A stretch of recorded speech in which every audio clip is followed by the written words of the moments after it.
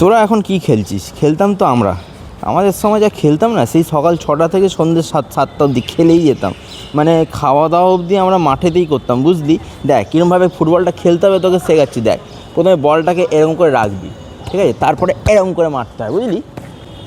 Good. তাহলে ডান পা, ওহো, আজকালকার ছেলেরা না ফুটবল খেলতেই পারে না। মানে ফুটবল কি, দেখো, ফুটবল কি কোনো খেলা? ফুটবল হচ্ছে একটা ইমোশন। দেখো, প্রথমে কি করে ফুটবলটা নিতে হয়, ফুটবলটাকে প্রথমে এরকমভাবে রাখবে, ঠিক আছে? রেখে তারপরে একটু কনসেন্ট্রেট করতে হবে। দাঁড়াও দাঁড়াও দাঁড়াও, একটু দাঁড়াও, একটু কনসেন্ট্রেট করো কী করে। তারপরে দেখো, বাঁ পাটা সামনে থাকবে, ডান পাটা পেছনে থাকবে, দিয়ে তারপরে একটু ও গড, নো পেশেন্স, কোনো পেশেন্স নেই ছেলেদের মধ্যে। এই পেশেন্স না থাকার জন্যই খেলাটা হারিয়ে যাচ্ছে।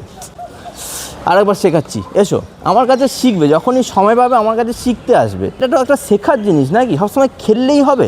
কি করে খেলতে হবে সেটাও তো শিখতে হবে।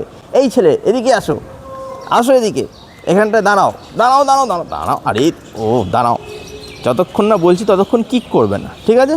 দেখো, প্রথমে বাঁ পাটা সামনে রাখলাম আর ডান পাটা পেছনে রাখলাম।